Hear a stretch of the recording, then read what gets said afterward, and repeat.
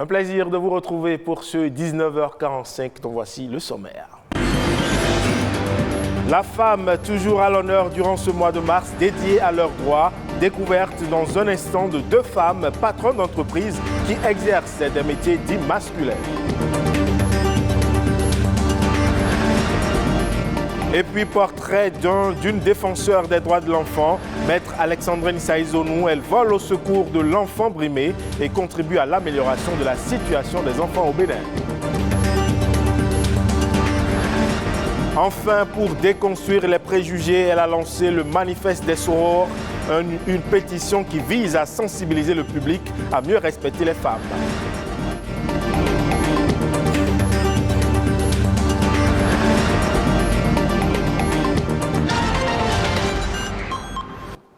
Bienvenue à vous si vous nous rejoignez. Ce 12 mars marque la journée mondiale contre la censure sur Internet, aussi appelée journée internationale pour la liberté d'expression sur Internet. Elle a été créée par Reporters sans frontières en 2008.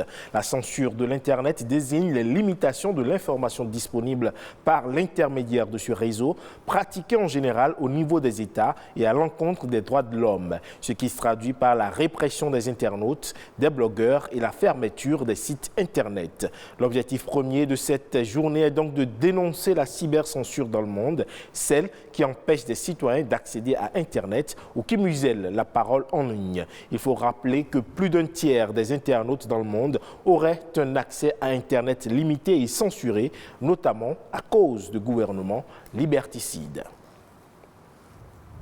Et puis, je le disais dans le titre, nous sommes toujours dans le mois de mars, mois consacré à la célébration des droits des femmes. Et nous vous proposons le portrait de 2 femmes patronnes d'entreprise qui exercent des métiers dits masculins. Elles ont mis de côté leur féminité pour s'imposer aujourd'hui dans la menuiserie aluminium et dans la sérigraphie, calligraphie. Portrait. Bientôt 6 ans que Nadège exerce en tant que vitrière. Un métier qu'elle a choisi pour se démarquer des stéréotypes. J'ai choisi ce métier parce que je ne voulais pas faire la coiffure ni la couture. Et un jour, j'ai vu une fille. Elle est mécanicienne auto. Donc ça m'a plu et je suis allée dire ça à mon papa, mais il a refusé. Un ami aussi m'a proposé que la menuiserie aluminium, les femmes aussi font ça. J'ai accepté. S'engager dans la menuiserie aluminium, métier autrefois destiné aux hommes, ne fut pas un choix aisé. Très tôt, son père s'y est opposé. Au début, il se dit comment une femme va être vitrière. Non, que lui n'a jamais vu ça. Et lui-même, il est allé demander dans les ateliers pour voir si vraiment des femmes font ça. Ils ont dit oui. Ce pas de franchi, le challenge pour Nadège fut de s'appliquer et d'exceller mieux ou autant que les hommes. Quand ils viennent ici, ils disent, et je sors, je dis c'est moi la patronne, ça les étonne d'abord. Ils disent, ah, une femme, c'est toi qui as ici, c'est toi qui viens ici. Je dis oui. Ils disent, ah, là, chapeau. Ici, par contre, dans cet atelier de sérigraphie-calligraphie, Dame Zita, déscolarisée, a très tôt été orientée par ses parents.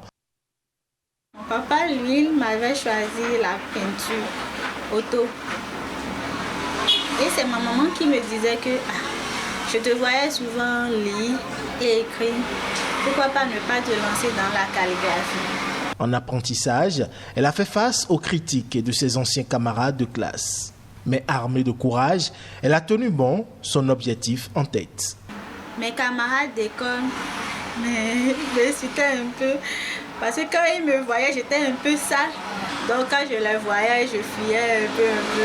Mais avec le temps, donc je me suis habituée. Déjà à 1 an de formation, je n'étais plus comme le début. Pour ces femmes, mères de famille, évoluer dans leurs différents choix de carrière a été un parcours difficile, fait de critiques, de coups bas, parfois d'incompréhension avec leurs conjoints. Quand je prenais des gros marchés, j'allais travailler tardivement, on faisait des veilles et tout ça là. Ça l'a amené à avoir un peu de soucis. Mais après, nous deux on s'était assis, on a parlé, on s'est compris. Et aujourd'hui, il me soutient fortement dans tout ce que je fais. Toi, vitrière, ma femme va être vitrière, toujours en contact avec les hommes. Ça le dérange, il n'est pas d'accord. Mais quand il a compris que c'est ça que j'ai fait, et j'ai aimé le travail, donc il m'a soutenu. Malgré les difficultés rencontrées de part et d'autre, ces deux dames ne comptent pas baisser les bras. Elles estiment qu'il n'y a plus vraiment de métier homme-femme et encore moins de débat à faire à ce propos. Et découverte à présent d'une femme d'exception, Alexandrine Saizonou, militante engagée, elle s'identifie comme une défenseur des droits de l'enfant et œuvre quotidiennement pour l'amélioration de leur situation. Le reportage à suivre lève un coin de voile sur sa personnalité, ses motivations ainsi que ses aspirations. Suivons plutôt. La table des lois et le maillet représentés sur ces images sont des symboles de la justice. Un monde juste et équitable pour les enfants, c'est le rêve de plusieurs acteurs. En voici un. Alexandrine Falilatou Saizonou, épouse Bédié, avocate inscrite au barreau béninois depuis 1995, est identifiée comme ardent défenseur des droits de l'enfant. Son histoire est atypique. C'est parti de mon enfance parce que, je le dis, j'ai eu beaucoup de chance. J'ai été très tôt orpheline de mère. Mais j'aurais pu connaître la violence familiale et tout. J'ai eu un père merveilleux, des tantes, des oncles qui étaient là, qui m'ont donné beaucoup de chance, qui m'ont évité la douleur et qui ne m'ont pas soumise à des privations, à des violences. Je me suis dit, en grandissant, pourquoi ne pas donner cette chance-là à des enfants qui n'ont peut-être pas la chance de naître dans des familles comme la mienne. Outre ces autres domaines d'intervention, cela fait plus de 2 décennies qu'elle s'évertue à défendre la cause de l'enfance. En exerçant ce métier, lorsque j'ai prêté serment, j'ai constaté qu'on voyait beaucoup d'enfants en conflit avec la loi, mais qui sont jugés comme des adultes, qui sont là sur les bancs du matin jusqu'au soir, des fois enchaînés, pour rien, pour un paquet de sucre volé. Dès que je vois un enfant traîner dans les juridictions, c'est d'aller vers cet enfant ou ses parents pour savoir pourquoi l'enfant est là. Parce que l'enfant n'a pas sa place au niveau des juridictions. Le Code de l'enfant est sa principale référence dans le domaine. Les enfants en difficulté avec la loi. Ce type de justiciable n'aurait existé si les droits de l'enfant sont respectés, soutient l'avocate. Quels sont les droits? Je dis tous les droits des enfants me semblent être bafoués aujourd'hui. Le droit à l'éducation, à l'alimentation saine. Ils sont pleins encore au marché d'emploi en train de vendre, malgré tout ce qu'on dit. La professionnelle de droit a à son actif plusieurs procès de gagner.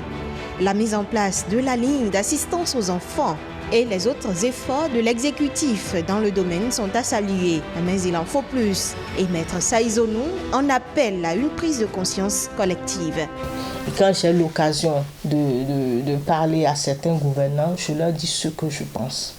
Entre autres recommandations, c'est qu'au niveau du ministère de la Famille, qu'il y ait un budget autonome pour l'enfance. Nous sommes devenus un peu trop égoïstes. C'est vrai que la vie est très dure, chacun court après le quotidien, mais ce n'est pas ça qui va nous empêcher d'avoir un regard pour les enfants autour de nous. Parce que je le dis, ce bénin, nous le laisserons aux enfants. Et nous avons besoin de laisser ça à des enfants qui sont sains. Moi, de ma petite place, je continuerai à dénoncer. Altruiste de nature, Alexandrine Falilatou Saizonou, épouse Bédié, défend également les causes liées au genre, étant membre fondateur de l'Association des femmes avocates du Bénin. On parle à présent du manifeste des sororors coordonné par l'écrivaine Carmen Fifame Toudonou. C'est un manifeste qui se veut déconstruire les préjugés et mentalités relatives à la condition des femmes. Elle était l'invitée du journal du 12h45. Alors, c'est un texte qui a été rédigé par quelques membres du collectif Sororité Chérie. En fait, comme vous l'avez dit, nous avons publié le 8 mars 2022 le livre Sororité Chérie. Et nous étions 32 femmes. Nous sommes une quinzaine ou une vingtaine parmi ces 32 femmes qui se retrouvent dans un groupe de discussion sur les réseaux sociaux. Et en général, nous discutons de questions diverses, des questions d'intérêt général, des questions touchant aux femmes, touchant aux enfants, ainsi de suite. Et il est arrivé qu'on ait un débat sur l'image des femmes dans la sphère publique et sur toutes ces violences verbales ou écrites qui s'exercent sur les femmes dans le domaine public, dans la rue, sur les réseaux, ainsi de suite, dans les familles même parfois. Et puis, nous nous sommes dit qu'il ne faudrait pas nous limiter à cette discussion entre 15 ou 20 personnes, mais qu'il fallait aller au-delà. Et l'idée que nous avons trouvée, c'est de rédiger ce manifeste en nous disant que peut-être que le ressenti que nous avions en tant que femmes, même en tant qu'hommes aussi, il y a des hommes qui se sont vraiment associés à l'initiative, peut-être que ce ressenti a été partagé par d'autres personnes. Donc, c'est de là qu'est partie l'idée. Il y a eu un draft, nous avons corrigé ensemble, et puis nous avons publié ce draft sur différents canaux, sur différents médias. Et nous avons invité les femmes à signer et les hommes à nous aider à partager le manifeste. Et puis nous avons fait le bilan à la veille du 8 mars parce que l'idée c'était de publier le manifeste de 8 mars avec toutes les signatures. Et nous avons eu la chance de recueillir 100 signatures de femmes sur ce manifeste-là. 100 signatures de femmes, ce n'était pas évident. Mais est-ce que ce manifeste peut aider à changer les mentalités ? Nous pensons que peut-être que le manifeste ne va pas du jour au lendemain changer les choses, mais c'est intéressant déjà de poser le débat parce que c'est un sujet dont on ne parle pas tous les jours. Nous pensons que c'est déjà un début. Et si ce manifeste peut permettre aussi à une ou deux personnes de changer leur façon de faire sur les réseaux, nous pensons que c'est une chose déjà intéressante. Est-ce que vous mesurez le poids de cette tradition également qui, de jour en jour, se perpétue malheureusement et qui relègue toujours la femme dans ce rôle-là? Oui, c'est vrai que ça pèse beaucoup, mais nous ne pouvons pas rester fatalistes. Vous savez, il y a moins de 100 ans, dans un pays très, très développé comme la France, les femmes n'avaient pas le droit de vote. C'est incroyable aujourd'hui quand on y pense. Et si ça a changé, si ces choses ont évolué, c'est parce qu'il y a des gens qui ont osé à un moment donné dire il faudrait faire changer les choses. Donc, il est important de ne pas baisser les bras, de continuer à parler de ces questions parce que dans les pays ou dans les zones du monde où on n'en parle plus, figurez-vous que les acquis regressent. C'est-à-dire qu'il y a des choses qui étaient possibles il y a 10 ans dans certains pays qui ne sont plus du tout possibles pour les femmes.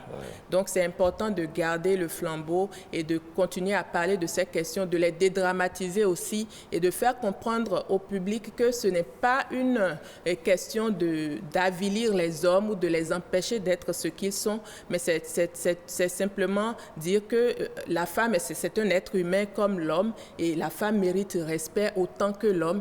Et c'est important de permettre aussi aux femmes d'apporter ce qu'elles ont en elles pour le progrès de l'humanité. Hors de nos frontières, à présent au Zimbabwe, dans ce pays d'Afrique australe, le secteur de l'agriculture est dominé par les hommes. Mais certaines femmes commencent à se faire une place, notamment dans la culture du tabac, l'un des principaux produits d'exportation du pays. Correspondance de nos confrères de France 24. Avant, Michelle Gwatimba travaillait dans la tech. Aujourd'hui, elle dirige une petite exploitation de tabac au nord de Harare, la capitale du Zimbabwe. Son secret de patronne, 75% de ses employés sont des femmes. Les femmes qui travaillent dans l'agriculture prospèrent.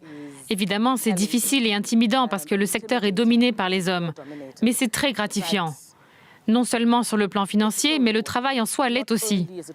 Je sais que grâce à ce qu'on fait, 80 familles auront un revenu. Quand on emploie des femmes, on sait qu'elles pourront subvenir aux besoins de leurs enfants, dans la grande majorité des cas. Plusieurs femmes travaillant dans cette exploitation ont été victimes de violences sexistes. Elles y sont venues, espérant y trouver un abri et de quoi se nourrir. À la place, on leur a proposé du travail. Mais il reste quand même une petite place pour les hommes. Ce sont eux qui s'occupent des tâches les plus pénibles. Dans cette salle des ventes aux enchères dans la capitale, des femmes trient les fruits de leur labeur. Les femmes sont très douées pour prêter attention aux détails. Elles sont de plus en plus nombreuses à se lancer dans l'agriculture. Le succès d'un bon agriculteur dépend de l'attention qu'il porte aux détails. On retrouve cette qualité chez les femmes et ça se voit dans la qualité et la quantité des récoltes qu'elles génèrent. Le tabac est l'une des principales cultures du Zimbabwe. Selon des données officielles, il représentait environ 12% des exportations du pays en janvier. Et ce sera tout pour ce 19h45 à retrouver sur toutes nos plateformes digitales. Merci pour votre aimable attention et à demain.